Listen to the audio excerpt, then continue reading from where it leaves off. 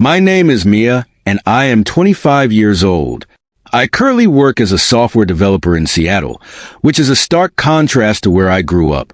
My journey to independence has been a challenging one, marked by a significant escape from the controlling grasp of my mother, Eleanor. To understand where I am today, you need to know about my past. I grew up in a small town near Portland under the oppressive rule of my mother. My childhood was far from normal. From my earliest memories, my mother controlled every aspect of my life. There were no allowances, no sleepovers with friends, and certainly no room for rebellion. If I did something she didn't approve of, the punishment was severe. Sometimes I wasn't allowed to have dinner, or I would lose access to things I loved. The freedom I saw other kids enjoying seemed like a distant dream. Even though I excelled in school, my mother was always there, pushing me in the directions she believed were best. She chose the college I should attend, insisting it was the best fit for my future, despite my own desires. I wanted to study in a vibrant city, but she insisted on a smaller college closer to home. It felt like she was determined to keep me under her control, no matter what. College, however, was where I first glimpsed the possibility of freedom. I managed to make some decisions on my own, and after graduation, I seized a chance to move to Seattle.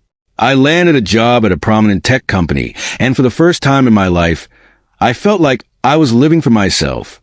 I found a small but cozy apartment near the city center, which became my fortress of independence.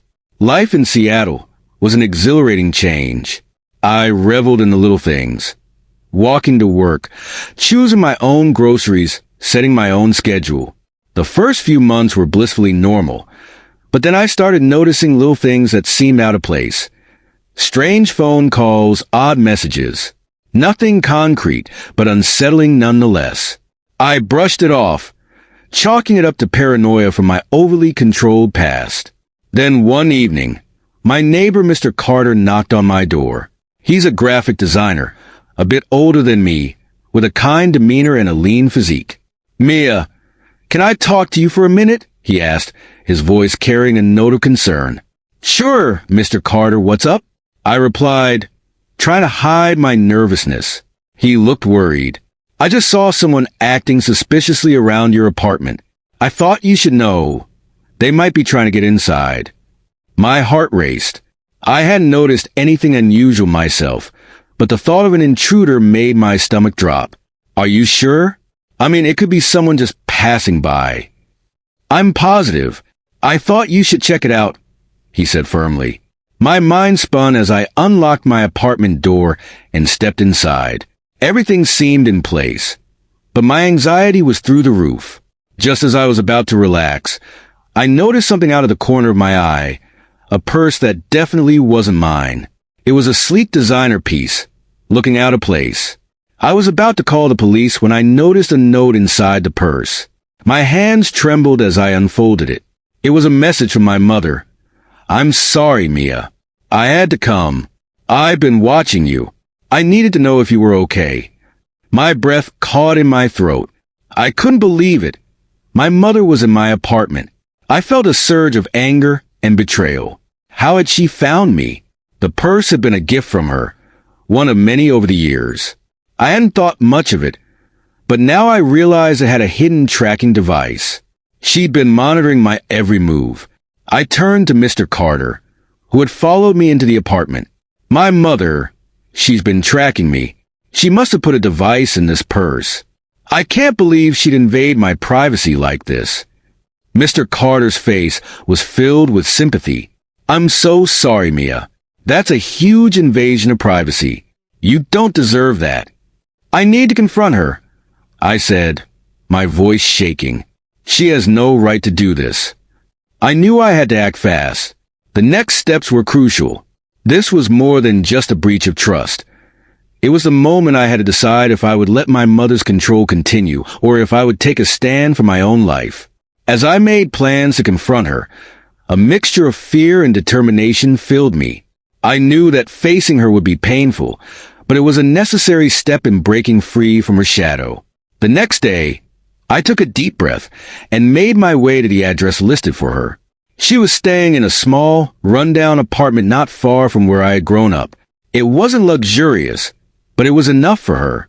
As I walked up to her door, my heart pounded.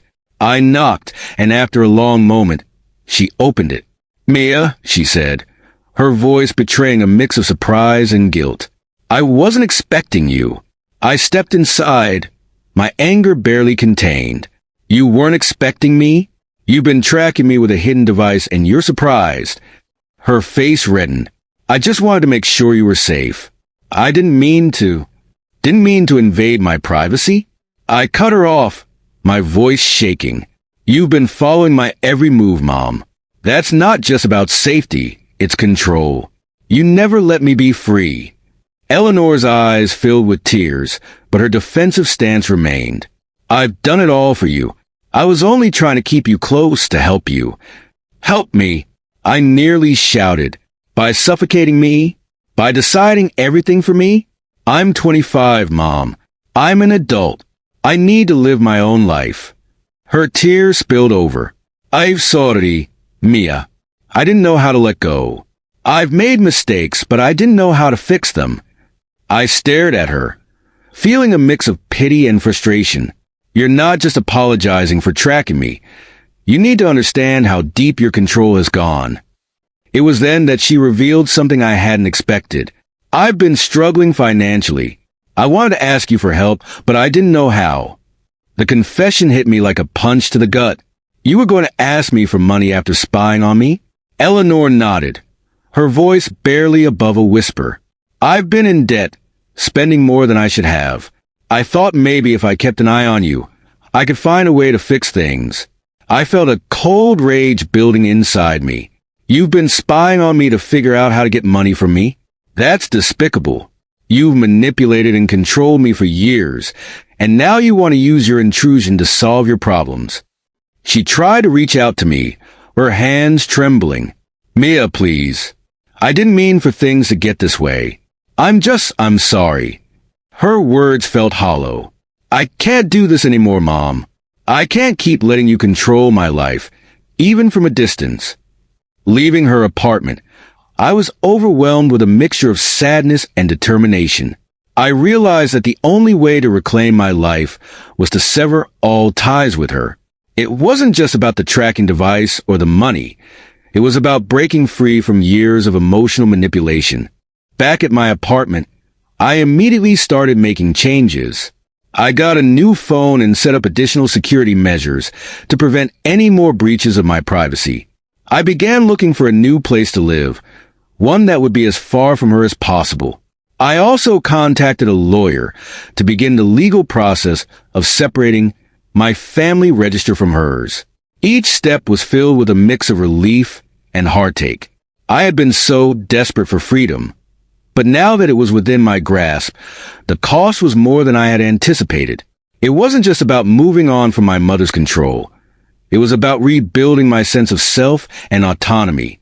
As I started packing up my things and preparing for the move, Mr. Carter was a surprising source of support. He offered to help with the logistics and provided a listening ear during the tough days. We spent more time together, and his kindness became a small comfort amidst the chaos.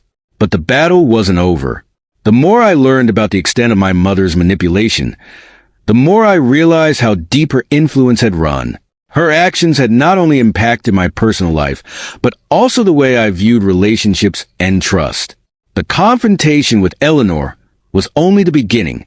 I was about to embark on a journey of self-discovery and healing, and while it was daunting, it was also necessary. The struggle for my independence had only just begun, and I knew that the road ahead would be challenging. The days following my confrontation with Eleanor were a blur of activity and emotions. I moved into a new apartment far from the small town near Portland where I had grown up. My new place was a fresh start, a place where I could finally breathe free. Moving into my new apartment marked a turning point where I felt like I finally had control over my own life. The apartment was modern, with large windows that allowed plenty of light to pour in. It was a stark contrast to the cramped spaces I had lived in before, and I felt both excitement and apprehension at the change. As I unpacked my belongings, The process was unexpectedly therapeutic, giving me time to reflect on how far I had come. However,